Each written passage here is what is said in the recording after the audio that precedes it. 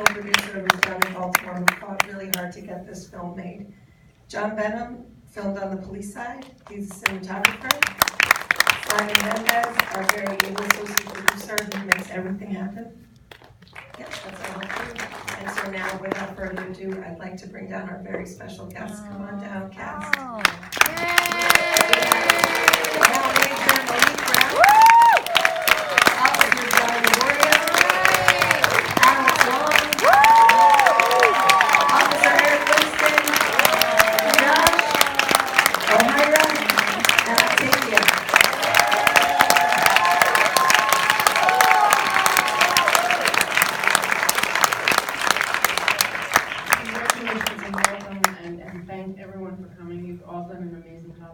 Beautiful and moving film. I'd like to just start out by asking you, Marilyn, your original concept for the film and obviously what connected you to all of these amazing people. So we started the film, started to think about a film at the end of 2014 about what exactly was happening with the divide between police and citizens. We'd see these high-profile deaths in police custody, but we wondered what the day-to-day looked like instead of these single cataclysmic moments. And so we actually called the Department of Justice and said, where's a city that's trying to institute reform? And they said, hands down, Baltimore. They have a plurality of African-American police officers. The mayor is African-American, the police commissioner at the time was African-American, the majority of city council was African-American, and yet they were doing all these things and bringing implicit bias training, and yet they had corruption scandals and a lot of complaints about police brutality. And so we thought, let's look around there. And so we had a sense that we wanted to be with people really on the ground in the day-to-day. And so we were looking for police officers and what we were calling the policed, people who felt excessively patrolled. And so we heard about the Rose Street Community Center first from a former health commissioner in Baltimore. I was like, where would we find folks like that? And he was like, well, there was this one place I heard about, Rose Street. And Mary and I had been to a bunch of community centers around Baltimore where they had like dance classes and pottery classes, and nothing was quite right. And then we walked into Rose Street, which you've now seen on screen, and we're like, and it was right after morning meeting, so all the guys were out front, and we're like, I don't know what's going on here, but this place is interesting. And we started visiting an awful lot without a camera at first, and eventually they said, come on and film. And on the police side, we approached the Baltimore Police Department through the Department of Justice, and much to their amazement too, I'm sure, they said, sure, come down, let's see if we could look at a film which shows the reforms we're trying to do. So how easy was it to gain everyone's trust? And I guess I'll ask all of you, how easy was it for you to welcome this filmmaking team into your community, and how long did it take the camera disappears in the film, which is amazing. So I'd just love to hear about that from you guys. For me, it was, at first, of course, you're not sure. We have been painted in some negative narrative that spends a lot in our media in Baltimore City. They focus on the worst of the city and not necessarily the good. After speaking with Marilyn quite a lot, I think she won me over with her genuineness. I could feel that her honesty, hey, this is not to be bad, is to show the good, because a lot of people really need to see that we are doing good things.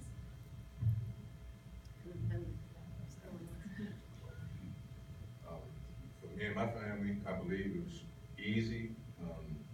They were straightforward with us, told us what their plans were straight off the bat, and no promises was made. We was just trying to just show what our city had to offer. In the midst of the Freddie Gray thing, there was a lot of negativity painted on our city, and they just gave us an excellent opportunity to show what we truly are. As far as the officers and the citizens, there was a lot of bad publicity out there as far as police not getting along with residents not getting along with the police. That's everywhere. But as you can see with these officers and with the people that was involved, everybody generally cared about their community and generally cared about making a difference. So that's why I honestly felt like it was easy to open up. Anything you told them, they listened.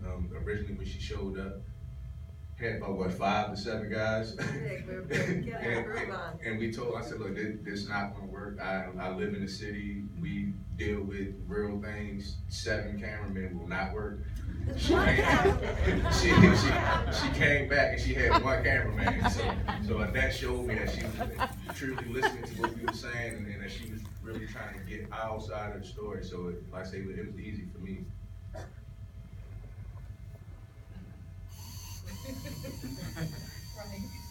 Hello, everybody. So for me, it was pretty much it was easy. I had to get used to camera person around with me in my day-to-day activities, but it was pretty easy because that's all I wanted to do was help the community, and if I could show that to the world, maybe we can have this conversation and have people talking about what can we change between the police and the community, and how we can strengthen those relations.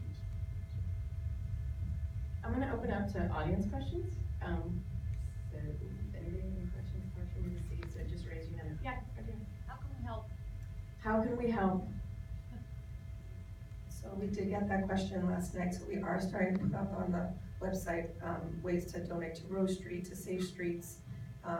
The city of Baltimore will figure out what we can do on the police side. And then we are building a big impact campaign. So the city of Baltimore, the police department, has already agreed to use the film in trainings of both cadets and in-service training for officers that are working the facilitated dialogue.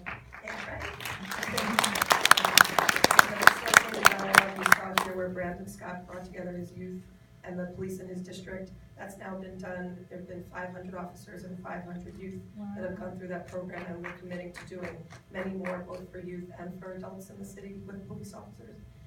So the city is trying, this was sort of phase 2.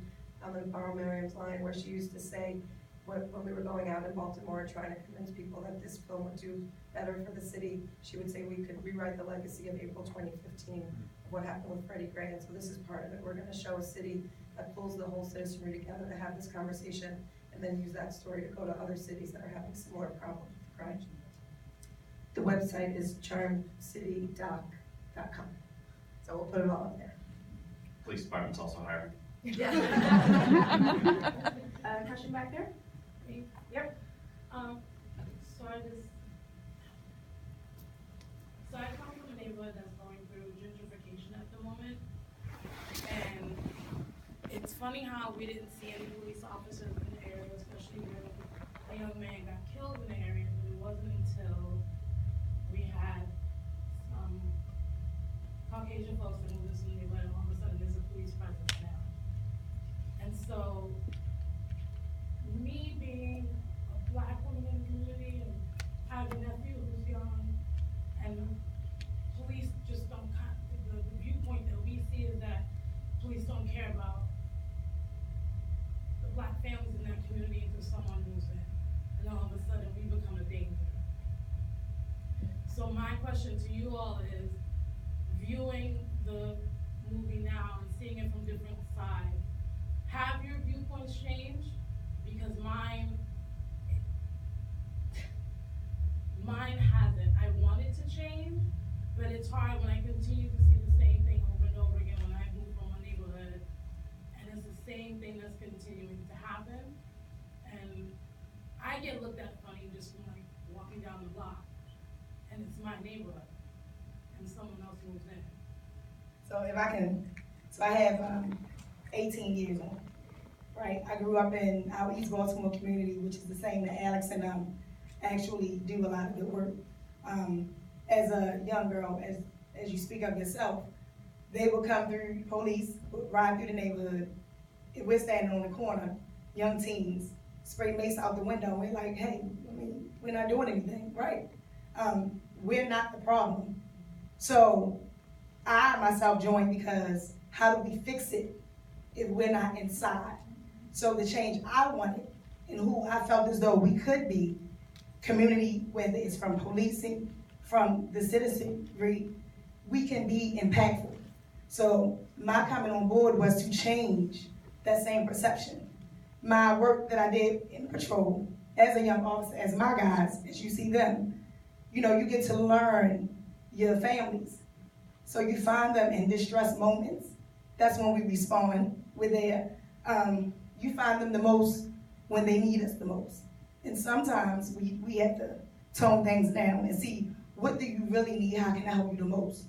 So you will find families that is very connected to you, where, hey, they need food, they have small kids, but you don't want to call, Child Protective Service because they're going to take them and separate them, as you see it happen with addicts. You go make market, come back, what else do you need? I had small kids at the time as well. So you take clothing because children need it. So until we realize that village is very important, even from our side, it won't change. But we have to do it together. So we have to break that wall so we can see one another, and we all want the same, safer and healthier communities.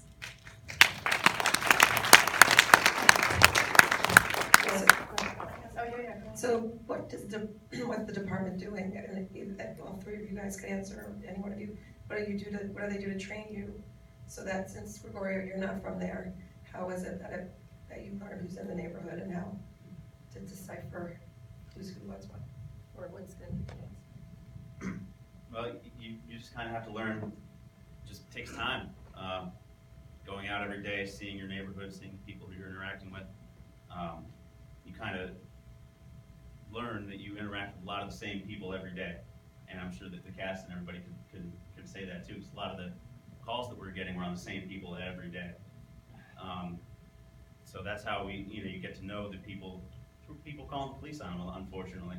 And if you can, you go up and you talk to people, and when in positive situations, not just negative situations, because that's usually how the police end up being there when somebody's having a bad day, and that's how the perception gets continue to be built upon, that why people don't like police, because if you're getting the police called on you, you're having a bad day, somebody else is calling because they're having a bad day, and that's why we're there. So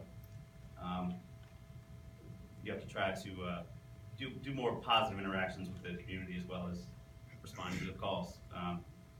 So it's tough situations, tough balance.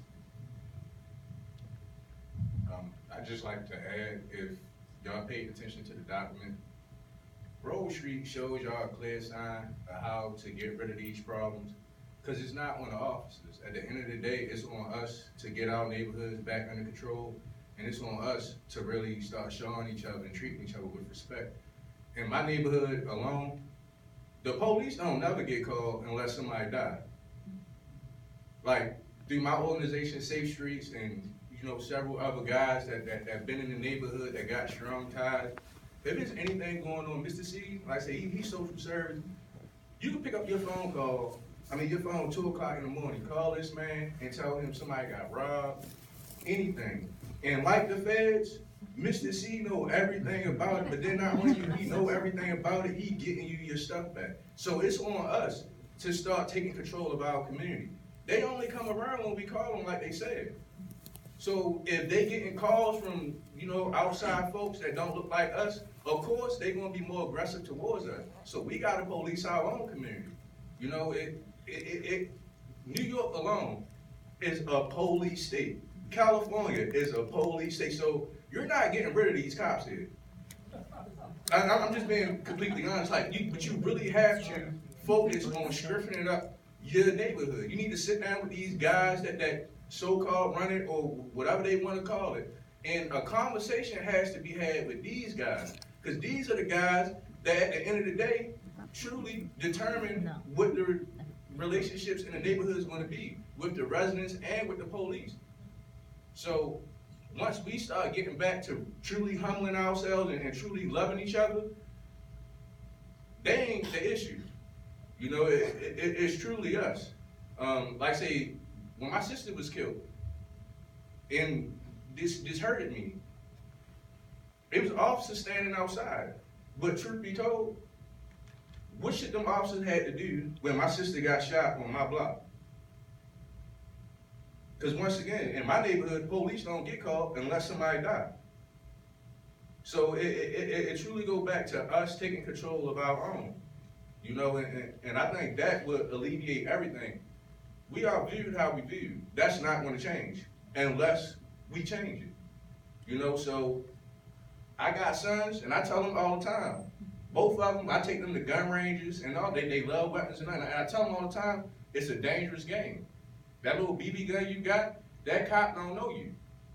Most of the police that work in my neighborhood don't even live in my neighborhood.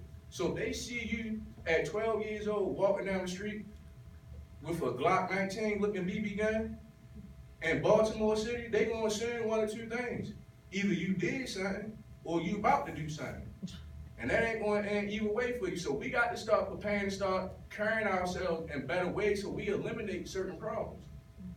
Interactions with the police, as far as confrontations, really usually happen when either you buy into what they saying because they feeling themselves, or they just then got to us, and we gonna make sure they know that we know our rights.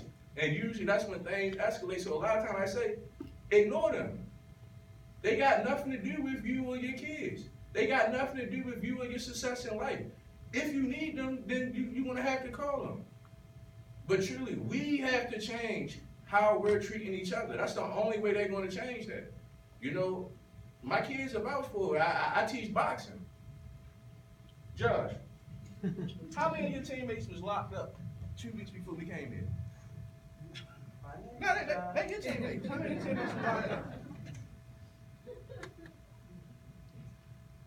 And it's all on decision making. I mean, these little guys was throwing rocks at the train. Nothing major, they bored. They got nothing to do, and they just throwing rocks. They get arrested. It's like 3 of them.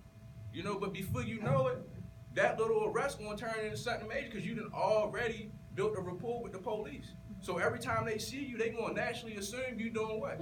Something you ain't supposed to do. So like I say, we gotta start making better choices. The police force is black, white, Hispanic, Arabic, they everything. You know, so we have to change us. I'm gonna try and get one more question in. There's a lady right over here, yes. Hello, so I come from the Bronx and one alley.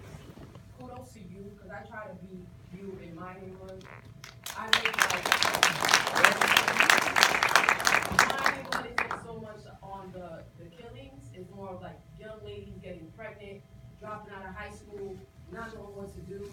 And like me and my friend, like we try to be positive figures, because as young women in the Bronx, not so much like men in Baltimore, but in the Bronx, we're coming from a population where we have the same health disparities. Gentrification is nowhere near me, but I have to educate these young ladies, like, these boys ain't got nothing for you. Like, you have to go get your education. So I look at this film and I hope that it expands to much larger audiences. Because like, I go when I mentor in the projects, I ain't never lived in a project in my life. But I know that they need to see somebody like them that's done something different, for them to understand, like, look, like, this isn't all it is. You can't blame cops on everything, because we're killing each other. We're impregnating each other. We're making each other sick. So, like, I always look at it, like, I'm very quick to say, like, I was looking around this theater, I'm like, damn, there's a lot of white people in here, and this film ain't got nothing to do with them. Like, we're not coming out to understand each other, and that is, like, something that this film needs to expand on. Got one more quick question, time for? All the way in the back?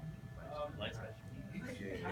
Police, but New York City, like you mentioned, parts of Brooklyn, now you have Brooklyn Brewery and artisanal cheese, and you have things you've never been able to see in Brooklyn before. But 20 years ago, we had violence that was just as bad as Baltimore. So there's always opportunities. There's light at the end of the tunnel. But I think Rudy Giuliani, you could say you like him or you hate him, but when he started, when he finished, he used violence from down. Sometimes you have to do a better medicine.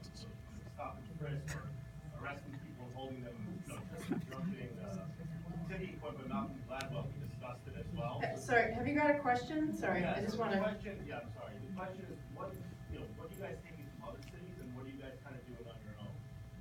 So what are you taking from other cities, and what are you doing on your own? So we have done some studies through Chicago. We've done some studies and research that we're bringing back specifically with Chicago and what they've done with, they have a command center where as though you can almost kind of, in a minority report type of way, kind of is like predictive policing. So you use everything analytic, spit out statistics and say, hey, this is really where we need to be based on what we went through the last year. on a specific date. So even with the stop and frisk, if you're not aware, we are under a consent decree.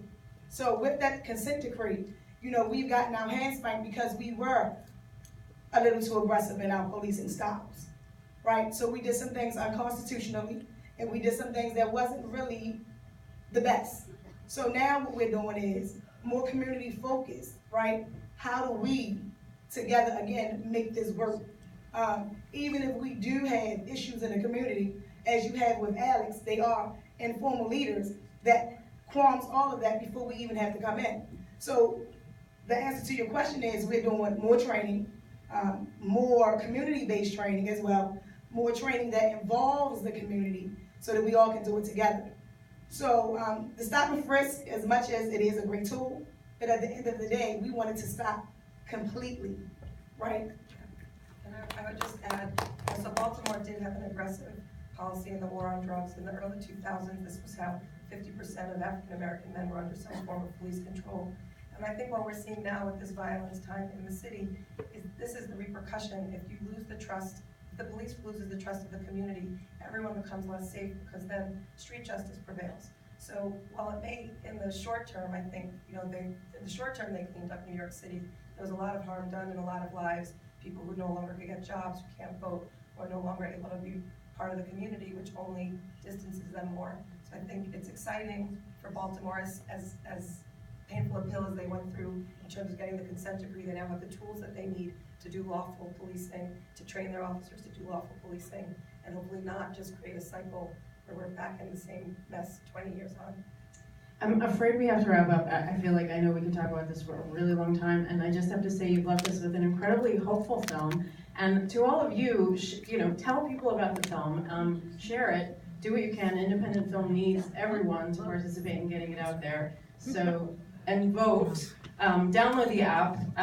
The winner of the Audience Award gets a cash prize, so it's super important, so please make sure you do that. So thank you, congratulations to all of you. Thank you all for being here.